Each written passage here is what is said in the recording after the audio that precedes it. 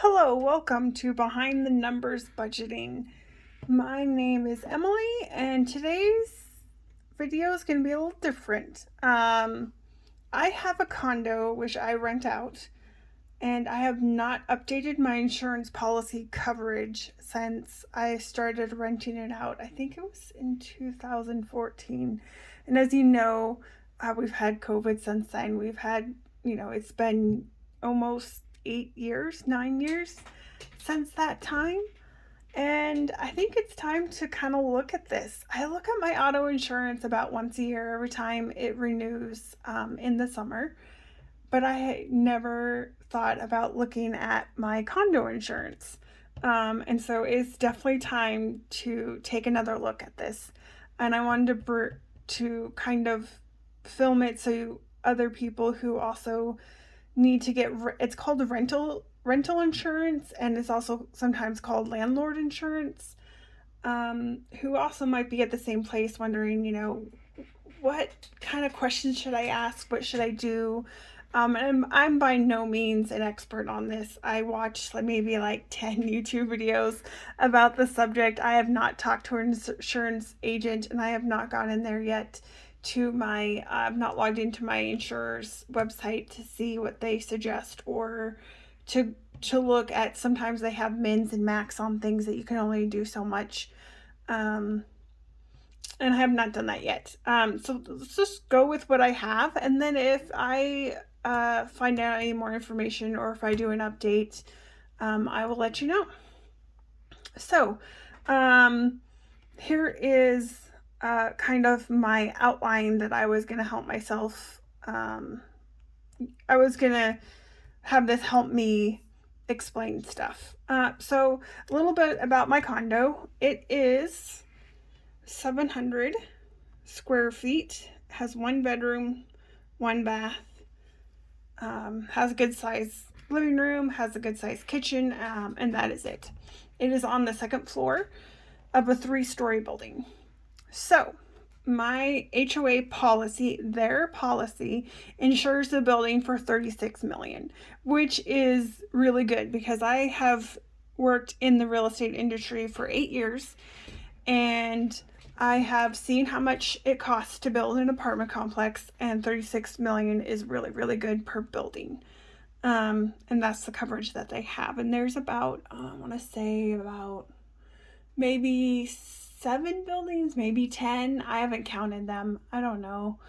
So that's good, because when I saw the financials for those real estate properties, you're talking, some of the ones that were built years and years ago were probably around 10 million to build. The newer ones, I have definitely seen that go up, and you're definitely looking at 23, 30 million to build a comparable property nowadays. For those newer properties that got built. Their deductible per building is $50K. That is standard in the industry. That was the same everywhere I've ever been for insurance on real estate that is a multi-family property. So the risks for my building, very low for flood. And so in the location it's at, it's also kind of built up on a hill, so very, very low for flood. And there also is a green belt right next to it. There's some huge power lines. There is a power station right next to it. So number one, fire. Fire is going to be the number one thing that I need to insure against. If anything happens with that substation, it could catch the grass on fire through the green belt that could reach our building. Hopefully not. Or, fire from a kitchen, fire from lightning strike, anything, sparks, a bad stove, whatever, those things can happen. So that's number one. Second thing, it is getting towards the more of the eastern side of the metro area, and that side is more prone to tornadoes. So that is less likely, but also that could happen. In a fire, you're talking anywhere. I've seen fire insurance claims on multi-family buildings, and you're talking probably at the lowest like 300K, and that's a very, very low, up to 5 million probably, to bring that property back to what it used to be. Now, if you have a little fire that just does some damage, and most of the damage from a fire is not actually structural, it is from the sprinklers. Now, I don't know this building if it has like zones for the sprinklers, but I think it does. So like, say like you have a fire in one part of the building, hopefully that zone sprinklers would come on so that not the whole building gets water damage.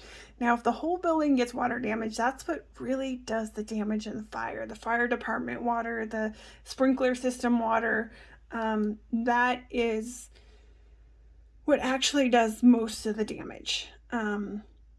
So like if you're thinking fire, you're thinking maybe, if the fire's on the bottom unit, it's going to affect all, or if the fire's on the top unit, that's probably going to affect all 3 units, 1, 2, 4, 1, 4, 2, 4, floor 3. Sorry, this building has 32 units. It was built in 2005, has 3 floors, okay? So you're talking damage to 3 units. If that damage, to fix that damage for the HOA is less than the 50K, if you're the one that caused the damage, you may or may not be liable for that 50K, but they're not going to make a claim. If it's underneath 50K, they're not going to do it.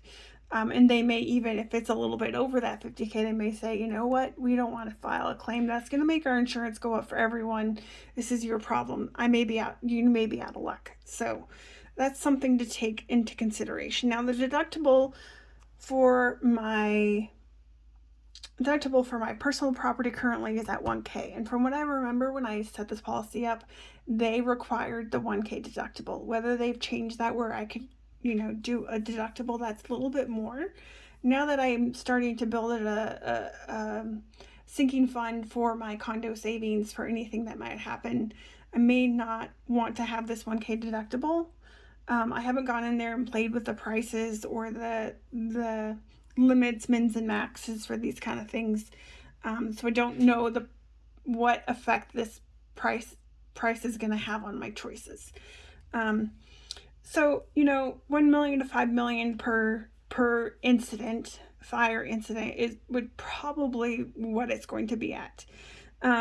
Also, there was this thing called coinsurance. I'd never heard of it before, but some of the videos mentioned it, where if you were underinsured on your insurance, when there is a claim made, say like there's $100 million claim and you're underinsured, not only are you not going to get all of your insurance claim money that you've insured for, you're going to get even less, because they're gonna penalize you for not having enough insurance.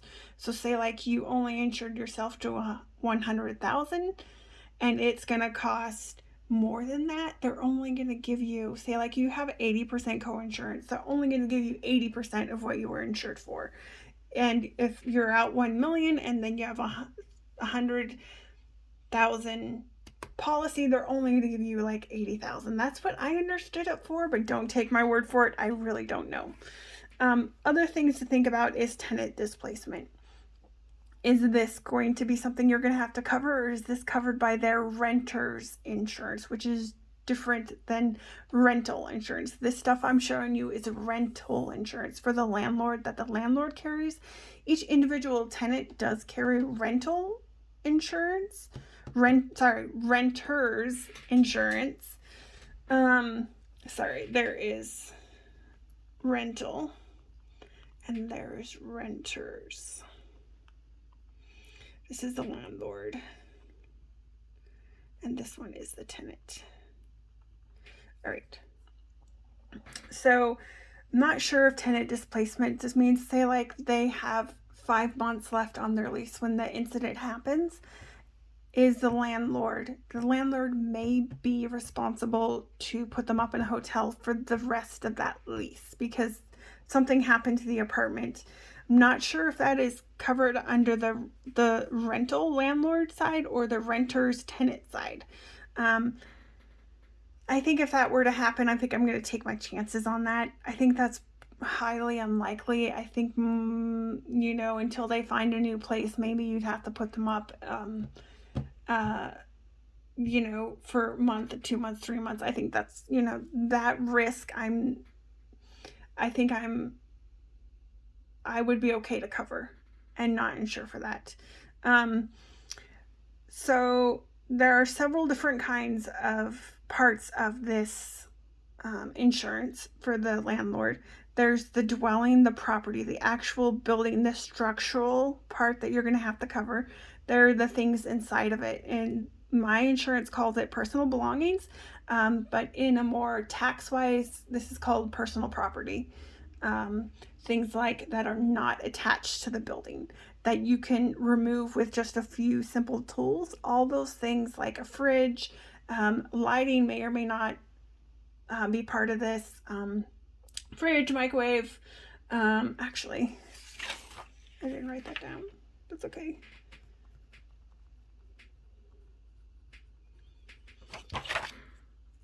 That's what that is. For a rental value, this is for your loss of income. I mean, you're not going to have income. You still need to cover the mortgage. Personal liability, this is for someone like slips and falls, or someone, say like someone is out on the balcony and the balcony gives way. That is your personal liability for that person's medical, that person's, loss of income, anything, being sued, that is all falls under personal liability. Medical payments in my state, you're required to have this, and I do believe that is standard $5,000 for all policies, and I think that's set by the laws. I don't think that's something I can change. Okay, so let's think about how much dwelling or property coverage do I need. So right now I have $62,000, and I can tell you right now that is not okay. That is way too low. Okay, so with an HOA, you own the walls, the carpet, insulation. I'm pretty sure that you own everything from the walls inside, if that makes sense. So I'm not sure if insulation is part of the HOA policy, if that's part of what I own, because the HOA actually owns the building and you kind of own a small portion of the building. Like the HOA owns the roof, doors. I would own the doors, the vanities, the cabinets, the HVAC. So these are all things that if there was a fire, I'd have to replace. And that's what this coverage is for. $62,000, not going to cover 700 square foot condo. Not going to do it. And so some of the ideas that people had in videos were, how much does your city, how much do they value the building at? And we're not talking the value of the building, like what it could be sold for. We're talking for replacement costs. So if I had to hire a contractor, once the HOA does their portion of the build back, if I had to hire a contractor, how much would it cost me to rebuild my condo? That's the cost that I need to be insured for. So some people said, look at your taxes. So I looked at my taxes. My condo is worth $192,000 according to them. Other people said 100 to 200 per square foot would be a good building liability coverage. So 100 times 700, 70,000.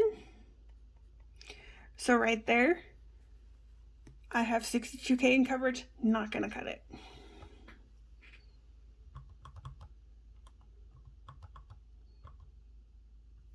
All right. So, so $140,000. So kind of like, I was thinking maybe 200 to 150,000 in coverage. I would have to go in and make my decision based on price. Currently, I'm not paying a lot for for rental insurance. I really am not. So what I'm going to write down here, I'm going to put a range, because this is going to depend on the price of the insurance. At a minimum, I want that. So I'm going to put $500,000 to 200K. And I think this is more realistic. This is more realistic in these times for construction materials, hiring a contractor, having that done. I think that's more realistic. Personal belongings. So for personal belongings, those are things that are not part of the building. These are things that can be removed with simple tools. So microwave, I just remember that when I was doing this, that's probably anywhere from $200 to $300 to replace that, right? And I did actually go on to Best Buy's website, and I kind of looked at the prices of things. A washer and dryer would probably cost me about $1,500. A stove, with a washer and dryer, I'd probably go with a mid-range item. Same with the fridge. Same with the water heater. With the stove, I would go baseline. I have had several tenants kind of really be hard on the stove. I've not yet had to replace it, but it is something that is going to need to be replaced within the next year or two, probably, for my condo. So I would go baseline with this. Fridge, I'd probably go mid-range, $1,500. Lighting, I'm assuming that's going to be like $1,000 for fans, fixtures, for all the rooms in the house, LED, closet lights, stuff like that. Water heater, I'd probably go baseline. It would be $1,000 for the water heater. Installation of all this stuff, I'm assuming $1,200. So that brings me, not including the microwave, to around $7,000. That's what I'm thinking. And this is also a really good way to look at like my sinking fund for my condo.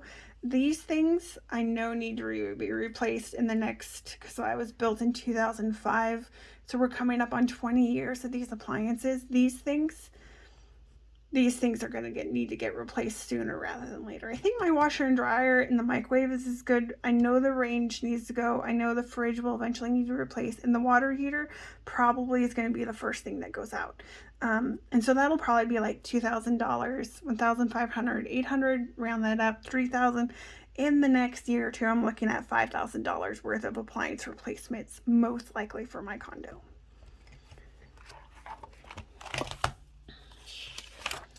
All right, so come back. I have personal belongings at 10K.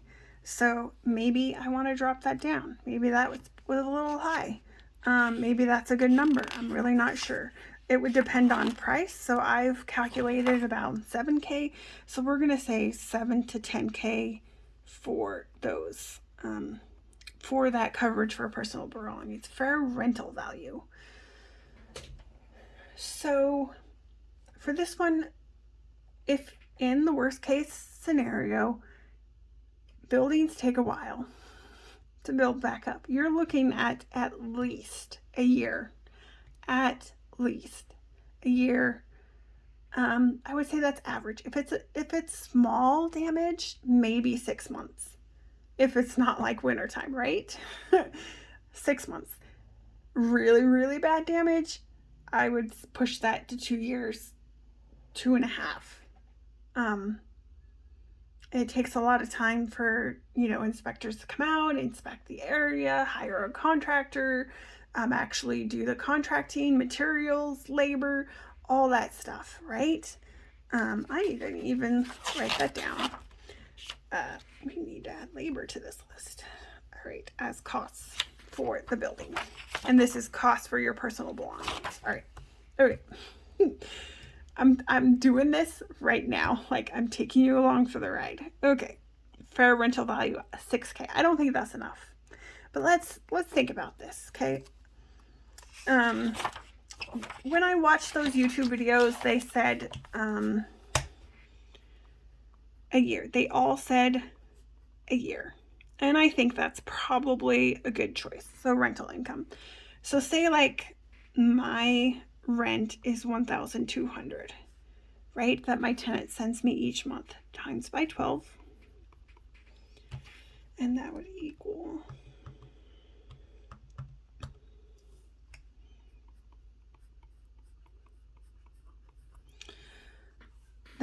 that. But really, I just need to cover my mortgage. Like, that would be like really nice if that was the amount that I wanted. So let's cover my mortgage. That's $475 a month, right? Let's round that up to 500 because my costs are going to increase. Right now, my HOA is $281 a month. Right? Let's round that up to 300. So we're looking at needing to cover $800 a month. So times by 12.